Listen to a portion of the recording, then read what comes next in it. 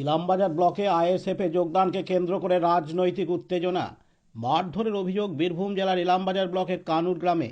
আইএসএফে যোগ দেওয়ার অপরাধে তৃণমূল কংগ্রেস কর্মীর এক ব্যক্তিকে বেধড়ক মারধর করেছে বলে অভিযোগ উঠেছে।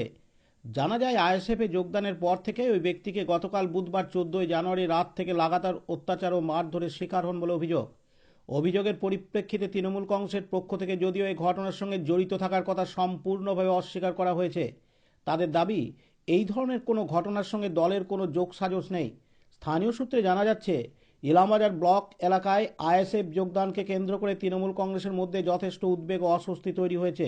অভিযোগ, বিভিন্ন সময় আইএসএফে যোগদানকারী ও সমর্থকদের উদ্দেশ্যে হুমকি দেওয়ার ঘটনা ঘটেছে। এই ঘটনাকে কেন্দ্র করে এলাকায় রাজনৈতিক উত্তেজনা ছড়িয়েছে। পরিস্থিতি নজরে রাখতে প্রশাসনের ভূমিকা নিয়ে প্রশ্ন উঠেছে স্থানীয়দের মধ্যে। বোলপুরের আইএসএফের দলীয় কার্যালয়ে এসে আশ্রয় নিয়েছেন তারা। এদিন আইএসএফের তরফ থেকে জানানো হয়, আমি আইএসএ মিটিংয়ে যাই। আইএসএ মিটিংয়ে যাওয়ার পর পরের দিনই আমাদের সাথে একটা ঝামেলা করে। ঝামেলা করার পর এই ঝামেলাটা কোনো রকম মিটে যায়। আমাকে মারধর করে, আমি সিয়ান হসপিটালে ভর্তি ছিলাম, সেটা একটা ঝামেলা চলে গেল।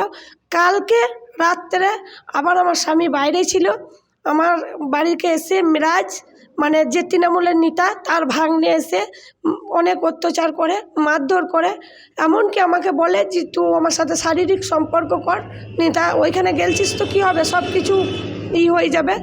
তারপরে ওইটা বলার পর গাড়িটাকে আমি রাজি হই নাই বলে আমাকে মারধর করে গাড়িটাকে তুলে নিয়ে যায়।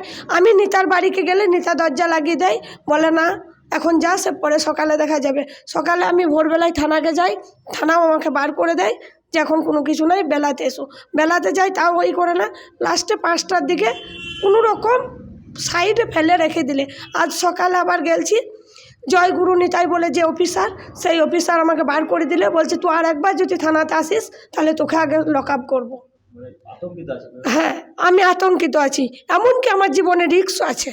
আমি বুঝতে পারছি যে আমার জীবনে রিস্ক আছে, কারণ পুলিশ আমার সাপোর্টে নাই, পুলিশ ওদের সাপোর্টে। আমাকে বার করে দেয়। আর একটা কথা আমি ওকে বলি যে থানাটা তাহলে আমার জন্য নয়, বলছে না থানা তোর জন্য নয়, পরিষ্কার। এমনকি সেই রেকর্ডিং পর্যন্ত আমার কাছে আছে, আমি কিন্তু আজকে রেকর্ডিং করে রেখেছি।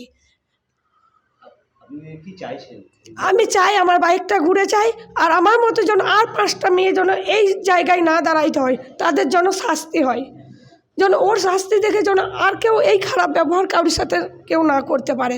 আমি আইএসের কাছে কি আমি সব জায়গাতে আমি শুধু এইটুকুই চাবো। আমার নাম মরিয়ম বিবি, আমার গ্রাম কানুর, থানা ইলামবাজার। কাজী আমিরুল ইসলামের report, Birbhum RC TV, Bolpur.